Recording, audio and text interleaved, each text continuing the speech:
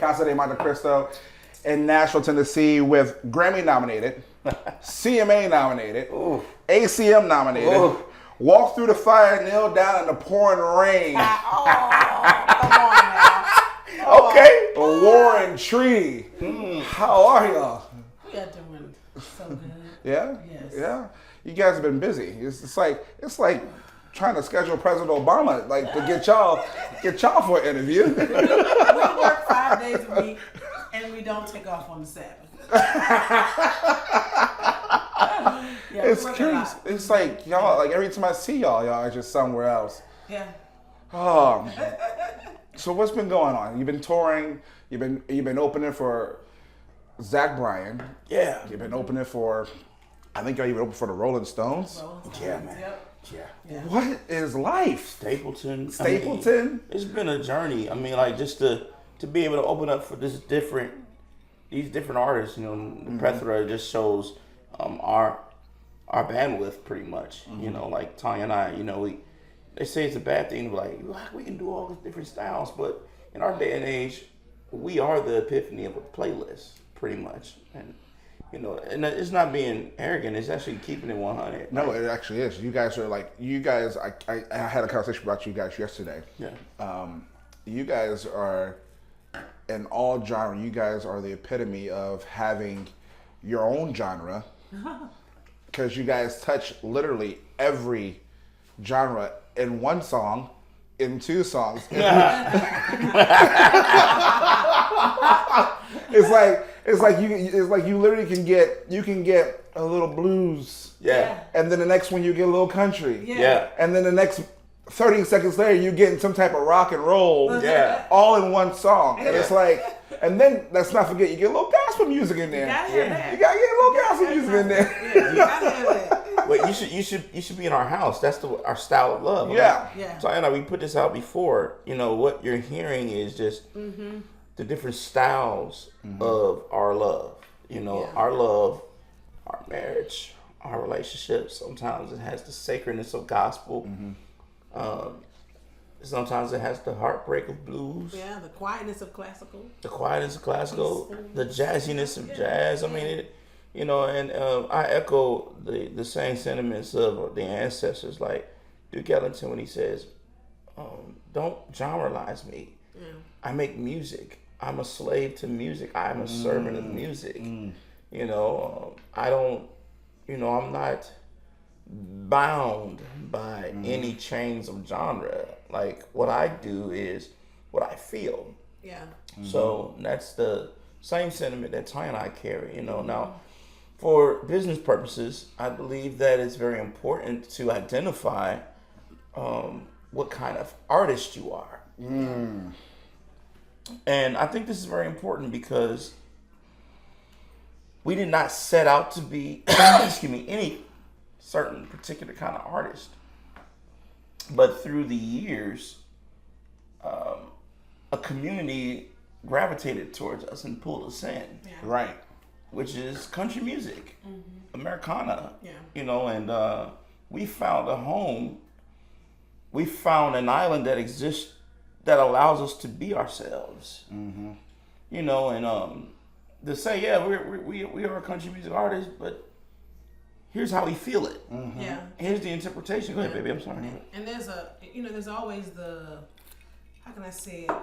You're always thinking about if you should do it different. You know, because so many artists, I think it's great, they have one lane, and you see that one lane working, and they stay in that lane. So you may, you know, when we're doing songs or when we're doing a record, we'll question it, you know, should we do a record that's more like defined like this? And then you look at each other and we're like, no, it's not going to work. It's not gonna work. Because when we go and do a live show, we can't present that or give our fans the kind of show that they want, you know, because at the end of the day, it's always about So the first time I saw you guys live was Pilgrims Festival last year. We're not going to tell about what happened. Someone was a little late.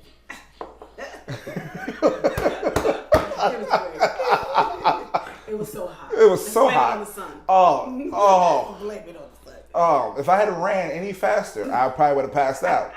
We were just happy that it was you. Yeah, Like, exactly. we're like, oh no, another one. Yes. More of us. There's more of us back here. That's so funny. But that was the first time I saw you guys, and like I listened to you guys beforehand, Yeah. and it was one of those where it's like, okay, I get it. I get the music. Like you're insanely talented, understandable. Then I saw y'all on stage, Yeah. and you got to bleep this out, but I literally was like, holy shit. Like now I get it. These are stars. These are not just talented black artists.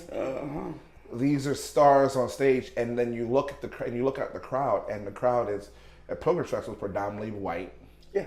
And you look and you're like, they are rocking. They are into, like they are listening to this music and having their faces blown off, and they're like, oh. Yeah. I think that's the spirit of where we are in music, because I think, you know, as an artist, when you're a black artist, you think that people that don't look like you react in a different way. So you try to put yourself in. A lot of people try to put themselves in the box Right. to fit, but that in itself is another ism, because you can't judge another person either because of what they look like and what you think they'll receive because of what's coming out of you. And Can I ask you a question though, baby? Yeah. If you don't mind me asking. I think one of the things that we haven't been honest with ourselves as a race, meaning the human race, is we're taught certain pseudo facts about one another, right? That's So right. when we're coming up, you know, we don't even recognize how segregated life is. That's true. Like, for instance, Sunday morning is the most segregated place Yeah. in the day of our week, right? So you got Black Baptists, White Baptists, Yeah.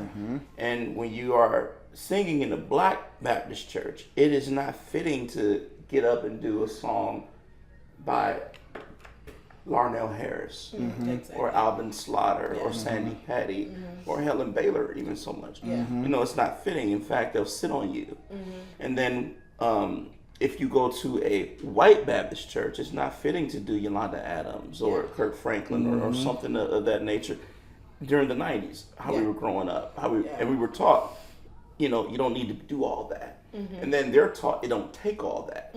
So what we end up becoming is the antithesis of those ideals, right? ideals. Those ideals, Exactly. exactly. I mean, and to piggyback off of that, it's kind of taught in school when you're sitting in the lunch cafeteria and you see that all the blacks are sitting Yeah. at one table, all the skaters are sitting at another table, Yes.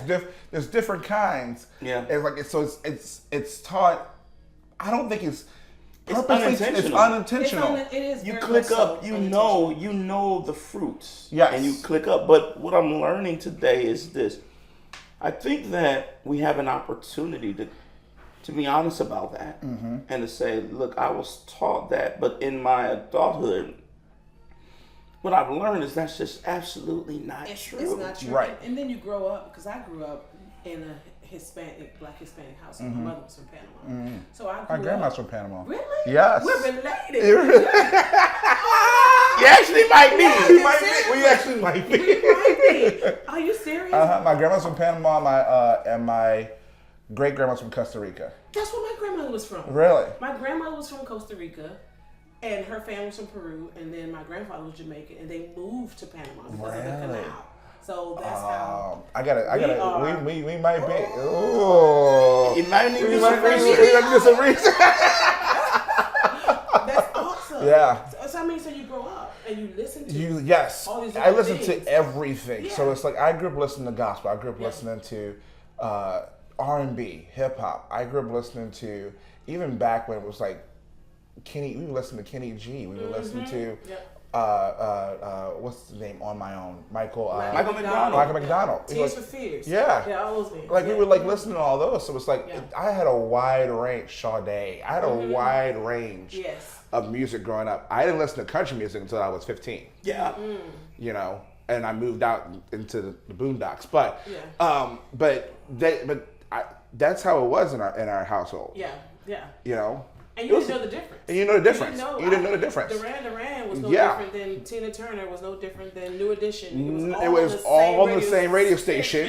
Yeah. Well, also Yeah. the creatives were the same. So That's true. there's a reason why, because Yeah. you know, I mean, think about this. When you look at the periods, because we're talking about periods, everybody dressed the same. Everybody lived predominantly the same and had the same kind of styles. That's you know, I mean, just being honest. I True. mean, The if you go hot back top and phase in the 90s. you know, and we're talking about people that look like us. Yeah. Now, if you travel on the other side, it was very similar for that. You know, like I talked to like a bunch of people who didn't grow up like me, who don't look like me, and you put like 10 of them in the room, and their similarities of how they were raised are very strong. Yeah. You know, in fact, I have a buddy in the military, and I was showing him all the songs that I showed him. You know, songs that are really country leaning and country radio based. But then I get to like a song that we have called "Set My Soul on Fire," and this is a straight up redneck white guy. I mean, he's like spitting and talking, chewing, and I'll never forget we were chewing. He was chewing tobacco in Iraq, and I was like, man, let me try that for the first time. And he's just chewing it like it's chewing gum. He's spitting in his little coat bottle, and it just looked so cool. And I wanted to try it, and I was like, wow. I spitting. I didn't understand what it was. I flew right. Oh on my it. God! See, I grew up seeing that. But I tried to dip. Yes, the dip. I tried to dip. I didn't try the actual school. Yeah. But what I'm getting at is, he's like, can you play that "Set My Soul"? And he was just, yeah, look at the horns. And I asked him, I said, man, you're acting like this is your first time hearing it. He's like, bro, I never heard nothing like this before in my life. I wasn't raised on it. That's amazing. I wasn't allowed to listen to even certain things. Like, he wasn't even allowed, you know, it was rebellious for him to listen to rap. It was like a rites of passage for us to listen Correct. to it. Yeah. Correct. That's true. So I think that what we have to do is number one, what we have to do is be okay with the differences. Yes. But what comes right behind that is be okay with the change. People want to try new things. They want to hear new things. I can't tell you how many times I've seen careers die because of them trying to experiment with music. That's so true. Yeah. That's very true. You know, Yeah. like because their fan base is so used to one sound from them. Yeah. And then they want to evolve and they try to do another Something something different. Yeah. And You're it like, just, I don't want that. and I don't want that, and You know, it tanks. I caught myself doing that with an artist I won't say. Yeah. But I absolutely had the biggest like crush on him in the 90s. In the 2000s, I was like, oh my God. And when it was said that this person was coming back out with a record, I was like, oh my God, this is great. And then when I went and got it, I was like, what in the world is this? And I said it to Michael, I was like, I don't want to hear such and such and such doing that. But I think that's wrong because you have to allow, just like we allow people to grow and change careers and stuff like that, you have to allow the artists to grow and to change and to experiment. You know, the same person you loved at 20 is not the person that they are at 50 years old. You know what I mean? Yep. There could be a 50-year-old rapper talking about the same stuff they were talking about at Talking age about going to 25. college and You things. know Yeah. what I mean? So it's very different. It's crazy because I think Christian Bush from Sugarland said it best. It's like, what is music if you can't experiment? I love him. So do I. Christian Bush is one of those guys where you're not going to tell him he's not going to experiment. No, exactly. We've been in the studio together. That's true. Yeah. I remember CMAs. I was watching on TV some years ago. I want to say 2013, maybe. I could be wrong. 2014. But I saw Thomas Rhett. He had a song where he was performing and he had like a varsity kind of jacket on and he was walking in the audience, but he had like a marching band and horns, and this is country music. He's going for it. And the audience was just kind of like looking at him like, is it okay to like this? Yeah. You know, when have we become a race to where we have to ask for permission to enjoy? Correct. Permission to like something, even if it doesn't come in the same kind of rapping. Yeah. Yeah. It's like, am I allowed to enjoy this? Am I allowed to like this? You know, and I think that we have to check ourselves on that. here's the one religious thing I will say. In this genre in country music, we hold true and we promote the love of God. But this is a God who does not want robots. It is said that this God wants free will. He has implemented that in the human experience, in the human nature, in the human spirit, to have freedom to choose. Even to choose whether you believe or like or love God. Right.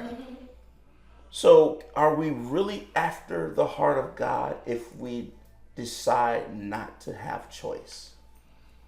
And we have to be careful because we're now traveling into a zone where we hate the other's choice, whether it's in music, love, religion, automobile industry, politics. We've become a race that says, if you like what I like, but if you don't, I don't just dislike, I hate you with a visceral hate. Yeah. And that's a problem to me. Yeah, because it's where did the generation of understanding go? Where did that go? Because it's like it's one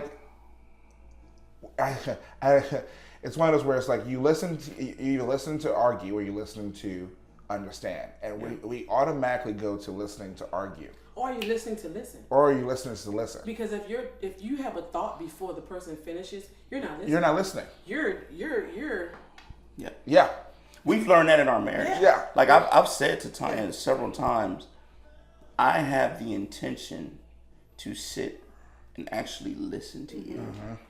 What do you want to say to me? And if she's going, and I'm like, no, then you're like, you just lied. You don't. Your intention is not. Your intention is to defend. Yeah. But what we've learned to do, and I feel like Tanya will correct me if I'm wrong.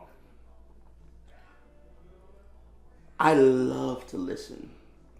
I actually love to sit there and not just listen, but to ingest what you're saying. And then I love to go, think about it. And then I love to come back and go, you remember when you said this? You are absolutely right for saying that. And how you feel matters, but you asked a question, in the business, how many times have we heard in country music? You know why so many songs get rejected for radio? It's because the country music industry has decided that they can make profit off of Bubba. And you know who Bubba is? An absent-minded fool. Now I'm going to expose that. Because people ask the question whether you believe or whether you're a Republican or not. How did Donald Trump become president? They ask these questions. Well, his team has decided that there are no Bubbas. They're not dumb. They're not stupid. They're not absent-minded. So what if they chew straw? So what if they're farmers? So what if they aren't even nowhere near his tax bracket? They've got a voice and they've got a choice. And you can laugh if they're missing teeth. You can laugh if they're wearing straw hats and overalls, whatever. You can do whatever, and you can sum them up as Bubba. And you can have a picture of them, and predominantly the industry calls it Bubba. Most people recognize it as a redneck. In fact, in the Webster Dictionary, redneck is considered an absent-minded white male who lacks moral judgment. That I had no idea. Webster. I had to study this because the reason I studied this is because this is a genre that we're part of that is actually trying to change its narrative towards black people. Correct. But what I'm now discovering is it's not just black people that the narratives have to change. We have to understand that globally, redneck does not mean the same as it means in this country. Correct. In this country, redneck is considered, I shotgun beers or I go fishing and I'm redneck, chewing back and spitting and all these things. And our famous artists like Blake Shelton, Lainey Wilson, Luke Combs, they celebrate redneck culture, but they don't understand that. But when you try to become a global artist, that term means something completely different. Yeah. So they associate redneck with racism. They associate redneck with absent-minded white males who lack moral judgment. So now we've got a bigger, deeper problem, because what we have to do is realize, number one, no, Bubba isn't dumb. Yeah. Bubba, in fact, the person you are claiming to be Bubba, who doesn't understand certain kinds of music, well, guess what? My grandfather was Bubba. So was mine. My It's grandfather. a lifestyle. Yes. It's a lifestyle. It's not, and I think that's where I agree with you. That is where the misconception of everything comes in, Yeah. comes into play, Completely. because it is a lifestyle. Yeah. It's like I lived out in the boondocks. Yeah. That's what it is. It's a lifestyle Yeah. that it is when you're out there and you're like, oh, Yeah. And we could do better. we can do better can do better. by labeling Yeah, it. and it's the same if you go across the lines and you go to other countries as a person Correct. of color. Correct. They don't. Yes, the baby. stuff that we call ourselves over here, they're like, "Why are you doing Why that? are you doing that? Why would you call yourself that? You know what I mean? That's degrading. But you're selling millions of records in America, holding the bloodstained banner for Exactly. And also, I was just talking to my girlfriend about this the other day. Deep. There are many kinds of people. Getting deep in here. There are black people who grew up in urban communities. There are black people who grew up in the hood. There are middle class black people. There are black people who grew up equestrian riding. So when you go overseas and the music industry has given us a face that we are only one kind of black person, and someone walks up to you and they're like, "Hey girl," and you're like, "Well, I didn't grow up with that. I grew up very different." Very different. You know what I mean? So there it is again, where stereotypes, and as Michael was talking about with Bubba, you can't put a label on You can't. on people. You just can't. You because- really can't. just because of what you think. And it's It hurtful. is. It's We very have to, hurtful, yeah. there's many sayings out there, make America this and that and that. But I think we need to make ourselves great again. I think what we need to do is we need to get back to some basics that we teach our children from kindergarten. Is to be kind, be nice, be kind, be caring, show compassion. And the number one rule, if you're going to claim to love God, is this. He says, love thy neighbor as thyself. Exactly. I am so kind to so many people because it's like I don't want them Yeah. to later on down the line treat me or treat someone else that I know Yeah. the way that I don't want to be treated. Yeah. Karma. Oh, It's real. karma is real. Karma is It's very so is real. Carmel, which actually love. It's very real. Let's go, Marcus. What's up? Since we on this subject, Yeah. Okay. Since we go. on this Let's subject, go, baby. I would be crazy not to bring up the cotton plant incident. Okay. Understood. So, I don't know if you know this. Your husband over here texted me the very next day, I did not know that. and we had some words for each other. Okay. He was highly pissed off, and so was I. So, for those of you who don't know what happened, they were at a festival in Austin, Texas, and in their dressing room, when they walked to the dressing room, it was in no one else's dressing room, there was a cotton plant. Yeah. Now, we all know through our history Yeah. what that means. I know his reaction. What was your reaction on it? Yeah. I did not react. I didn't. And my initial first response wasn't to react. I would, I grew up, my grandfather in New Bern, North Carolina, grandparents, we were just told not to go across the tracks. I didn't know what that was until I went to a historic black college and found out why you don't go across those tracks. So I wasn't educated in what that meant. They had cotton farm down there.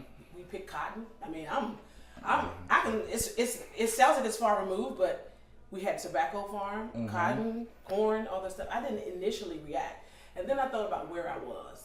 And I was like, we're in Austin, Texas. It's probably about 120 miles. It's a dark town. They call it it's a town that what they used to say where blacks don't go when it's a sundown town. Yes. And so it started to register to me that, we are about 120 miles from a sundown town. And this is happening. And my first thing was to watch Michael because, of course, his first thing is safety, coming from the military and all this things like that. I'm like, this could go one or two ways. Because initially he was like, we're going to get out of here right now. And so I stayed calm in all of it because if I escalated it, it could have gone completely different. And immediately I started to not feel safe. You know, my son was there. Yeah. But my first reaction wasn't one of, oh my God, get that cotton plant out of here. Because our music director saw it first. And he's white. So he didn't even... We walked in.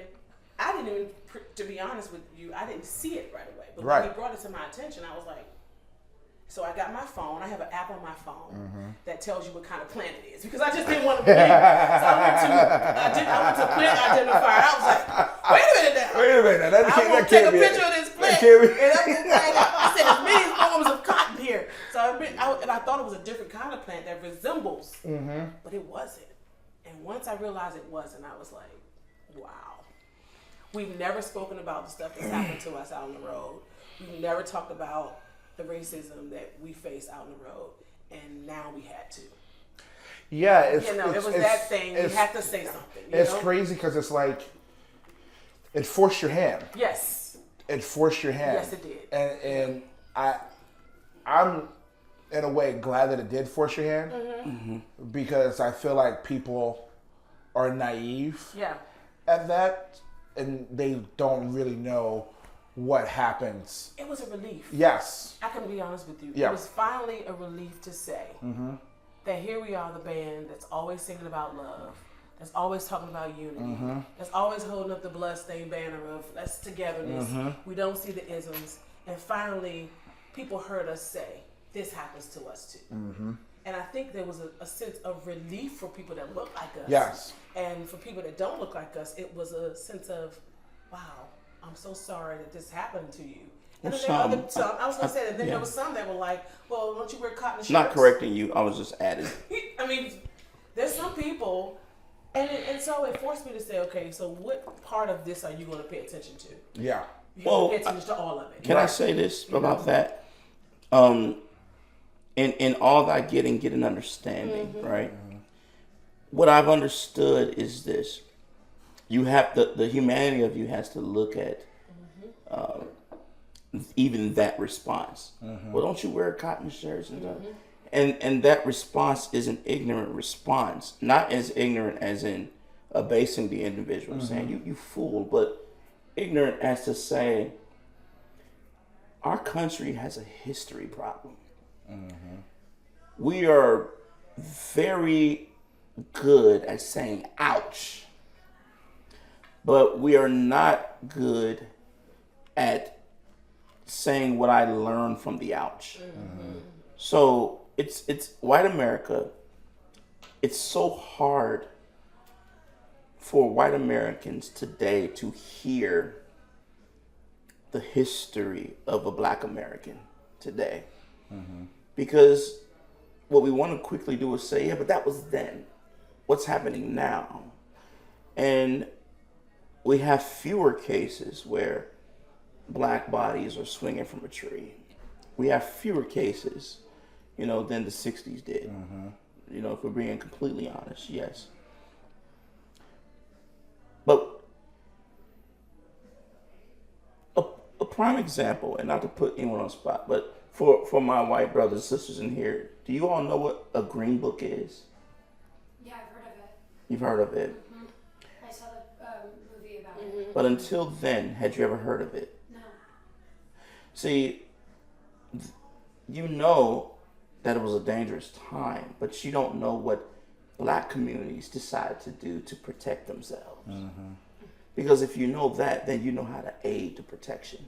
So then you won't, if you knew, that, hey, there's a sundown town And what black parents are telling their children and their cousins and their relatives is, it's not safe for you to go, even though this is our country, even though this is our home, this is our town. It's not safe for you to leave and go that road. Now, and we're not acknowledging something else. White Americans also have sundown. Yeah. During the Freddie Gray trial, we lived in Baltimore, Maryland, and me and my cello player, who was a white guy named Tillman Benham at the time, we were walking downtown Baltimore to go get a sandwich. And some of my brothers jumped out of the alley and were getting ready to attack Tillman. They were angry at white America because the police officers, Freddie Gray, and they were just angry. They had nowhere to take that anger, and they were going to just beat every white individual that they saw. And I had to stand in front of him and say, not the way, bro. Not the way. Even I also had to go, listen, if you fight him, that means you're fighting me. And that's not going to go good for you either, because I will beat your ass. No, I'm just keeping it 100. I had to take those precautions. And I'm sorry for cursing, but I had to protect him. He's so green. He had no idea where he was at. Right. Yeah. And I had to let him know, here's why. Yeah. And we had to talk about it. And that's the key. The key is tell the full experience, not just the experience of the moment that benefited you. So here's the full account of the cotton thing in a quick situation. We saw it. I investigated it amongst other counterparts. No, we were only black act there. I went and asked other white acts who were there if they had this plant, because I want to make sure that maybe it's a decorative piece. Right. They did not have that in there. And then it turned from that to a little bit of, now you all picked this dressing room for us. Somebody on your staff had to have known that, hey, this decorative piece that came with this trailer, it might set them off, or it might remind them of a period where it's not safe for them. And then we had to go and perform in front of a predominant white base. And again, now for the three of us, I will say this. History has done a poor job with identifying hate. It sums it up. If he's a white male, it's more than likely facing off. He's going to be facing off with you. It really doesn't dig into the historical dangers of the white female. It really deals with the white men, because white men in that period who had those beliefs led that charge. Nonetheless, when I'm standing on that stage with my beautiful wife and I'm looking out into that audience and with the cotton on my mind, and it's 107 degrees. I'm just trying to hurry up and get To move like this was sweat. And not only that, my 12-year-old son is in that trailer by himself. Yeah. He's playing his game, but I don't know why this is here. I'm afraid there's no accountability. Right. So we spoke with the festival. They allowed us to leave after we performed. And then we got on a phone call. And we received all the I'm sorry's. We received the apologies. We did. And we talked. They allowed us to say, well, listen, it's not about the cotton plant. It's about what it meant to us. Yeah, how it made us feel. Exactly. Because I think that's what people don't get. It doesn't matter if I'm wearing a cotton shirt. If you tell me, if I walk on your toe and I don't step on it real hard, and you say this hurts, and I say, well, I didn't step on it that hard, I'm denying how you feel. Exactly. You know what I mean? I have to take accountability for Exactly. me stepping on your foot first, and not think about the level of pain I caused. Right. Because I stepped on your foot. Right. You know, And we're talking about yeah, two different things. Exactly. We're not talking about, no one picked cotton t-shirts. Yeah. No one picked cotton underwear. No one was, while they were picking it, no one was being flogged and beaten. You know, it is the same as if there was a noose in our dressing room. It would be that same reaction. Right. But it is not something we can't get past. Right. It is not something that we all at the table can't learn from. You know, we need to hear what offended, how did it make you feel, Yeah. and how do I make you feel different? That's right. How do I make you feel better about this? And so, you know, again, and we appeal to the nature of our country to where we agree. We agree that this country needs to be safe. This country needs to feel safe for everybody that belongs here. It needs to feel safe for its citizens. It needs to feel safe for you, me, and everyone. But at the same time, there's some conversations that need to be had. Yeah. Yeah. Some real ones. Yeah. You know, without arguing, without Yeah. you know, going off and saying, no, you didn't hear. Yeah. You know, in the pandemic, I said this about George Floyd, and I'll quickly move on from this. I said, here's the thing, truth has to prevail, truth has to abide. And now here's the truth. The truth is, if you are a white male or female, or a white person who identifies as something, here's what you have to do. When you are hearing the cries of a black male or female or a black person that identifies as something, you have to listen without the ears of guilt. Yeah. Yeah. You weren't even born. Yeah. You don't know Yeah. anything. Yep. So what you need to do is you need to listen, replace that guilt with compassion. Yeah.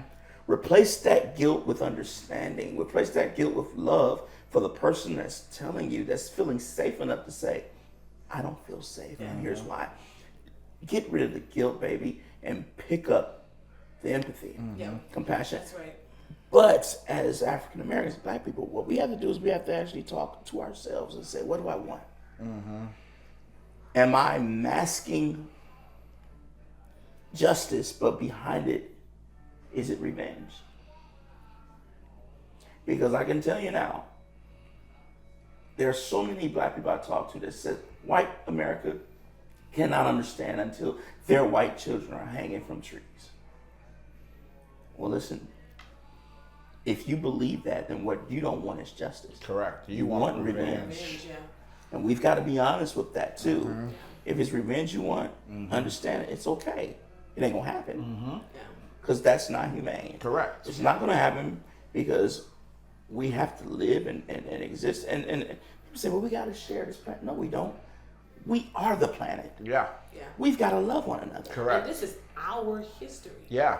You know, it's if I have to learn about George Washington, then you have to learn about this. I have to know about Indian culture. I have to know about anybody. This is probably the America, not the only country, but in large, the top country where immigrants come from everywhere. Yep. And they become something great.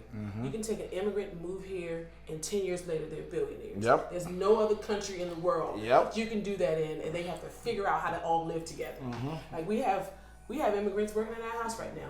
Half of them don't speak English. So guess who has to pick up the Spanish from grandma that you didn't pick up? You when pick you it were little? exactly. You better get that Google They are translation. legal. They're legal, but you better get that Google translation. You know, You must say that. yeah, They're legal. They're legal. And so I get my phone and I let them talk into it, and I see what they're saying, and I talk back into it, and now I'm learning Spanish, and they're learning English, and this is the country we live in. Whether it's Italians, whether it's Caribbeans, It's a big. whatever It's the a case- big. It's a big melting Yes. pot. And Nashville's like that. Yeah, Nashville's a big melting Is pot. I haven't seen it. I mean, Well, to Maybe be I fair, don't go out. depends. I gotta get out. You gotta get out more. You gotta get out more. Yeah. You gotta get out more. I invited you out tonight. He wanted to go square. You going square dancing? He knows. This one here. Where you going square dancing at? National Palace? Come on, baby. Oh, I might slap on that one. With you. Is there any other He place? puts that cowboy head on his boots. Oh, I he's might. going I get it in. I can't. I He can't can do it. What? I mean, get You down. might have to teach me some things. I might have to go with you tonight on I'm that like, one. I'm there like 2 left feet. I'm like, Yeah, I can't. I can't go tonight because I got reprimanded because we got to leave and we got a big day tomorrow. Oh. But yeah, I mean that's Y'all honestly, leaving again? Y'all just got back in town. yeah. Yeah, we've been home for. But to 40 wrap up hours. that, Yeah. the company agreed and they put in some policies for their staff and for their company that they're implementing some trainings so that they can understand. They can understand. So that they do see it. It's definitely that's where it comes where I said where's a sense of understanding. Yes. Because there's a lot of people who just don't understand. Yeah. And that's okay. That's where it comes. That's where it comes where it's like, okay, now it's time to listen to learn. Yeah. I do that with my daughter. You know, I do that when I listen to like the rap I grew up on is completely different than the rap I'm listening to. Completely. So I asked my son, I'm like, what do you find? Is it just the rap? The It's music everything. period is I different. mean, I grew up where if you called who you calling a B, I mean, we had Queen Latifah going off. Yeah. You and I, Exactly. And that was like, that's what they call each other. So I'm like, we fought for these rights. But you have to adapt and understand. We fought for these rights to not be called these, and here we are calling them Here so. we are. Now it's a term of endearment. I mean, but you know, hey, we live amongst this now. You know? So I'm going to bring this up because we've done this before, and I've talked to you before about this, but a lot's changed since we talked to you before about it. Yeah. For those in the room who don't know, she was part of Sister Act 2. Oh yeah. So, are you going to be part of Sister Act 3? Well, it seems like yes. I mean, the writer was there when we did the reunion. View. And so, I don't know. We shall see. Ooh, I just got chills. Brother, I've been living in chills. Bro, I just got chills. You just never know. You know, it's. I stopped putting on in my head what I want to see happen. And when we first started, I was telling somebody we had this great business plan and all the things I wanted to see happen, and you know, for the Warren Tree, and then we got into it, and it just evolved into so much more. So I don't know what's gonna happen. You know, if in fact I will be in the film, but it'll be great. I want to see it happen. I want to see it That's happen. manifested right here. We manifested that. Well, you're the queen of manifest. I think it's gonna happen. I am, as I told you before, I'm a huge fan of Stack, of the whole. Did you see the reunion? I did. You did? I didn't see it live, but I rewatched it because I didn't know what was happening. I rewatched it on YouTube. Yeah. And let me tell you. Yeah. Real talk. It was. Yeah. You couldn't have done a better reunion. It was. You could have done a better reunion. Like, it was so perfect. Yeah. You could have done one There better. was so much joy. Yeah. In that room. Yeah. And even now, they like texting me. We have a thread with everybody. So the people who didn't make it are on the Sister Act 2 thread. So you have, which I didn't know today, like Jennifer Love Hewitt. All these people are in our text messages every day.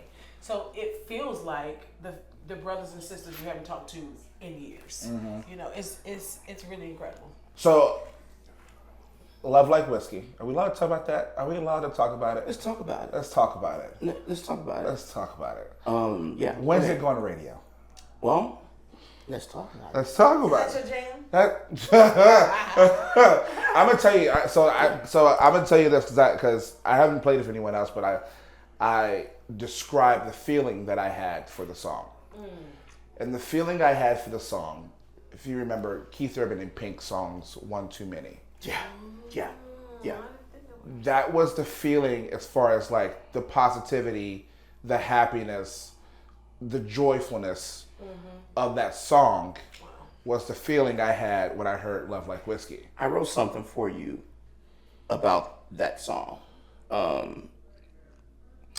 And because I knew this would come up. Because of our conversation. Correct. So, and I just want to read it. I haven't even read it to my baby. But Look at that.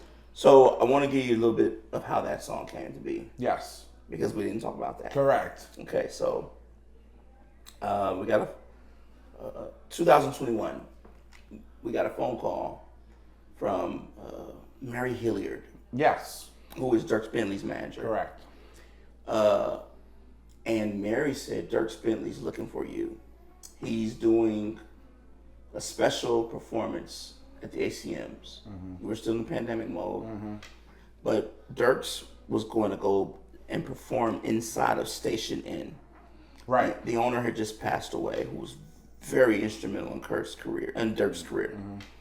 And but also Dirk didn't want to do a tone deaf performance because of the situations that were taking place in our country. So he wanted to do Pride in the Name of Love by U2. And it's a very special song. And he wanted to do it with the Warren Treaty and a couple other performers, artists. And we agreed. This was our first time dealing with anyone in the country music world of that stature. And we did that performance, and people loved it. It meant so much. One of the artists that loved it was our beloved Miranda Lambert. Yeah. So Miranda said, I want to write with y'all. So we went to Miranda's studio. Her and Jesse Frazier. Jesse Frazier. And Jesse was playing tracks, and Miranda was listening, and it was so amazing because she was like, we got to find the right thing, because Miranda wanted us to go have a real legit country chance. Right. Yeah. And she passed up several tracks. I was like, she was like, nope, that's not it. Now, we're both older than Miranda, but Miranda cradled us in that studio session. Yeah, she See, did. people don't get a chance to see this side of her. No, you So- really In don't. that studio. Miranda, Tanya, and I wrote this song, and so now I'm going to read you what I wrote. We met Miranda Lambert during the pandemic in 2021. Dierks Bentley had invited us to perform with him on the ACMs. She saw that performance and reached out to tell us that she dug it, and the rest was history. We set a date to write one together, and we never thought in a million years our session with the baddie would be so life-changing. Miranda is a stone-cold beast in the studio, and she is straight liquor with no chaser. We sat down and listened to a few tracks until something jumped out at her for us. And it was funny how even though we had just met, we trusted her so quickly. Even though we are older than her, she had a way of putting us both under her wings and warming us up to the idea of country radio. She kept saying things like, y'all, this is fire. We kept feeling it too. We drank, sang, drank again, sang some more, and drank more, and I started feeling like love, like whiskey, was filling the room. Yeah. That's how that song came about. It was the three of us. So, thank you, Miranda. And now we're just trying to make sure that we let the label do what they're gonna do. Yeah. Yeah. Well, Universal, if you don't do what you're going to do, you need to. That was awesome. That is amazing. Yeah. I love that. Wow, that just unpeeled the whole layer of Miranda Lambert for me too. Oh, Yeah. yeah. Yeah. Because you don't see that side of her, Nope. But And she's no an one talks about incredible it. and no one songwriter. talks about it. No, and she's an incredible song. Yeah. Yep. Well, for me, it was a dream come true. I And mean, producer. yes. And vocal producer. Yeah. She was the one telling us, no, do this, Yeah. do that. She No. was. She was like, no, at the end, you need to. She was like, bring it. Come on now, at the end. Like, okay. Yeah. Miranda's, okay, Tanya, I'll go on record and say this. She's the best I've seen in the studio. Her work ethic, everything that she says and does is intentional. With whiskey in her hand, or tequila. Tequila. Yeah. She has that Miranda Rita. She Yes. loves her Miranda Ritas. Yes. And we've been friends ever since. In fact, when I started doubting myself, because I produced this next record. Yeah. But you produced Heartstown too. Yes, I did. Thanks, honey. When I started doubting myself and doubting if we had a place in country music radio, country music, I called Miranda. And she didn't answer. She was busy, and she texted me. Are you okay? What do you need? You need anything? I'm doing something. I can call you in 5. I said, if I got Miranda Lambert telling me that she will pause what she's doing and call me in 5, you take that call. You tell her, yeah, call me in 5. And she called me, and I told her, Miranda, I'm having this and that. And when I say straight liquor, no chaser, here's her response. What are you talking about? This is your moment. This is your time. And you run the show. You tell them this is what, and let me tell you something else about your career. This is how, and It was no chaser. It wasn't time for her to lick my wounds. It's okay. You're gonna be no. Miranda's like, listen, get your ball, put your boots on, pull your pants up, Go play ball. go play or go the fuck home. That's it. I was like, Okay. and if you need me to give you another kick in the ass, call me. That's who I am. I was like, oh, that's the coach. Yep. Yeah. She's the coach. Yeah. She is the coach. And country music doesn't know that. They don't know that because many artists, they take advantage of that moment. They get the wisdom and they sit down and they say, yeah, I'm Miranda Levin, help me. But they don't go into the details of how deep and how passionate and how powerful she really is. So I'm very grateful for that relationship. Yes. All right, I got one more question. What do you guys think at the end of your career? What do you want your impact to be on country music? That's an awesome question. Go ahead, baby. You first. What? Okay, so the end of our At career. the end of your career, At the what end of our career. you looking forward 20 years from now? I want to be able to have a conversation where you're not having a conversation about skin color. It's just a damn good song. Oh, That's it. I want to be able to have artists Yep. that Hispanic, whatever. If you grew up in this country and you want to do country music, I want you to be able to do it and not have anything to do with what you look like. It's your talent. It's the talent and it's the music. And it's the music. And that's it. Okay. And I'm charging the fans. Yes. Because the fans are responsible Correct. for that. I want to be able to sit back and look at the fans and look at a sea of people of different cultures loving country music. I want to be a part of the Johnny and June legacy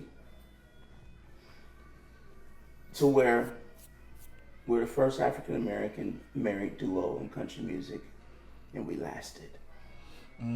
I want to be able to look my wife in the face. I've said this to her in life. Yeah. When I close my eyes, I want to be able to look at her and say, we did it. Even if I'm closing my eyes to leave this world, I want to look at her and I want to say to her, was I honest? Did I love you? Did I do all the things? Did I live up to your expectation? Because I'm living, I'm singing, I'm breathing for Tanya. This is the truth. And then I want to be able to look at the scope of what we're leaving and be able to say, we did it. That's it. That's all that matters to me is were we true to the music, were we true to ourselves, were we true to the mission, which is unifying our audiences. And when we true to our family. And that's it. You know, our kids can look at us away from this. Right. Well, this is mine. This is Yeah. what I want in 20 years. You know, Yeah. I'm not even thinking of my babies. You know, because if I do what I'm saying in 20 years, that comes with it. Correct. I'm looking at the legacies of June and Johnny. They're side by side, even right now. They're resting places side by side. Right next to each other. And people visit to say thank you for your contribution. Thank you for not giving up. Thank you for not quitting. Thank you for being examples of what true love really is. like It's that. the ups, the downs, the ins and the outs. I want that. And if I can get that, forget a hit record, forget a number one, forget all that. If I can end my career with that, that's heaven for me. Wow. Wow. Well, this has been another episode of Spoke Section Podcast and Country Line TV with the one, the only, the badass, the Warren Treaty. Thank you guys so much. Thank you.